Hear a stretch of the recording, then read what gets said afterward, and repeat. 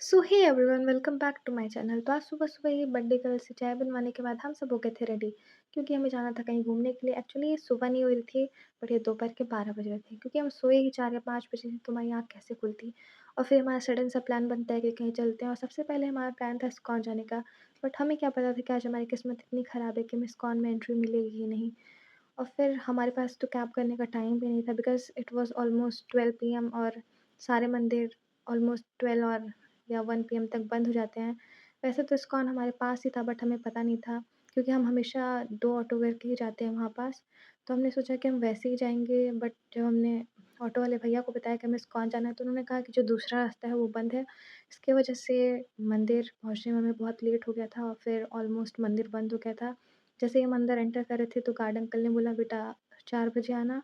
और फिर हम बैठ गए, बिकॉज़ हमने सोचा कि क्यों रूम पे जाके टाइम वेस्ट किया जाए। हमने सोचा कहीं आस-पास ही घूमने चलते हैं, और फिर शाम में आ जाएँगे यहाँ पे। फिर हम यहाँ हमें कोई ऑटो भी नहीं मिल रही थी, और फिर हमने कैब की, और फिर कैब आज तो हमारे साथ बहुत ही बड़ा प्रैंक हो गया।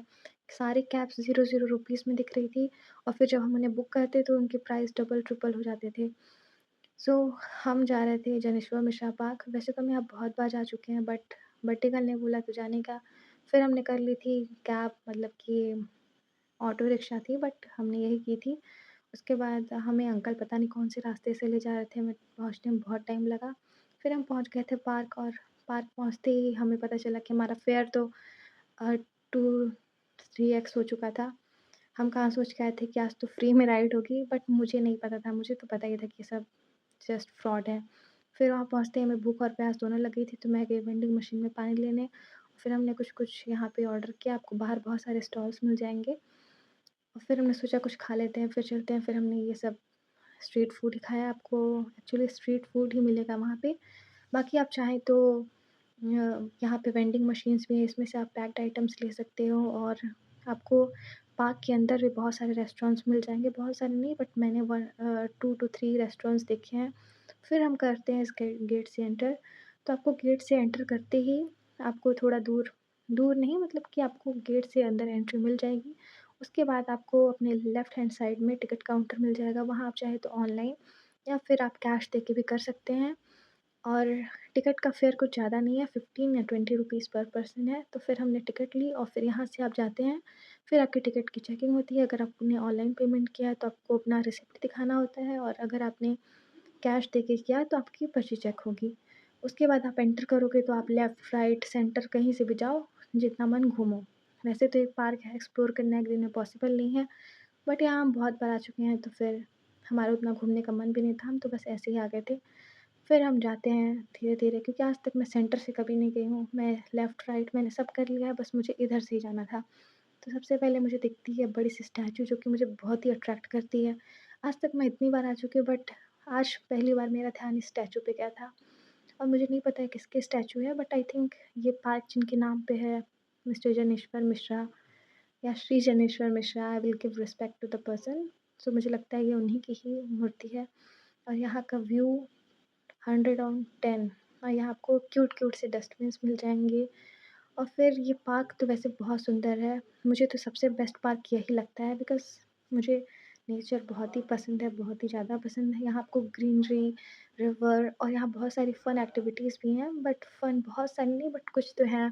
जैसे कि आप यहाँ 100 रुपीज़ पर पर्सन में आपको 2 3D टिकट्स मिल सकती है। उसमें आपका एक्सपीरियंस जो है वो अमेज़िंग रहेगा। मैं तो बहुत बार जा चुकी हूँ, इसलिए मैंने ज़्यादा मैं जाती नहीं हूँ।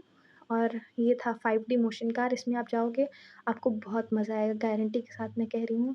100 रुपीज़ पर पर्सन टिकट होती है, आपको 2 शो दिखाते हैं, और यहाँ पे बोटिंग भी होती है। वैसे आप साइकिलिंग भी कर सकते हो, आपको साइकिल्स पर आवर के हिसाब से कुछ चार्ज होता है। मैंने तो आज तक साइकिलिंग नहीं की है, तो इसलिए मुझे नहीं पता है, बट फेयर कम ही होता है यहाँ का। वैसे ओवरऑल ये पार्क 100 ऑन 10 है, आप एकदम आ सकते हो। मैं तो चाहूँ तो हर हफ्ते आ जाऊँ, बट मेरे फ्रेंड्स सिर्फ बोरिंग है कि एक जगह चले जाते हैं, फिर उनका मन नहीं करता है दूसरी जगह जाने। फिर हम निकल गए थे, क्योंकि हमें बहुत बोर लग रहा था, मौसम ही ऐसा था कि हमें कुछ करने का मन ही नहीं कर रहा था। तो फिर हम थोड़ा देर घूमे, और फिर हम निकल गए थे कहीं जाने के लिए। तो हम जा रहे थे Hazratganj. And guys, no one will जज me for doing voice over in vlogs because मेरे फ़ोन का माइक बहुत ख़राब है और मुझे दूसरे फ़ोन से वॉइस ओवर करना पड़ता है, इसलिए I am using voice over in vlogs. तो वहाँ हम हज़रतगंज पहुँच गए थे और फिर पहुँचते ही हमें सुंदर-सुंदर से इयररिंग्स दिख गए थे, तो हमने इयररिंग्स ली और फिर आपको रोड क्रॉस करते ही दिख जाएगी हेज़लनट फैक्ट्री।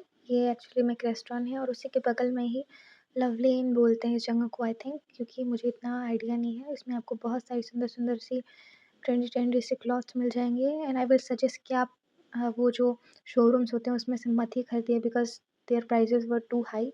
आप इस लेन, गली जो भी बोलते हैं, इससे आप शॉपिंग करो, आपको बेस्ट प्राइसेज़ में मिलेंगे। और फिर हमने कुछ शॉपिंग की, हमने नहीं बर्थडे गर्ल ने, और फिर हमने कुछ खाया और फिर हम निकल गए थे बिकॉज़ हमें बहुत थकान लग रहा था। फिर हम पहुँचे और हमने कुछ मिठाइयाँ ली लड्डू गोपाल के लिए। और सॉरी अगर मैंने कुछ गलत बोला उस वीडियो में। सो हम चले गए थे घर। Okay bye, see you in the next video और फॉलो कर लेना। Bye bye.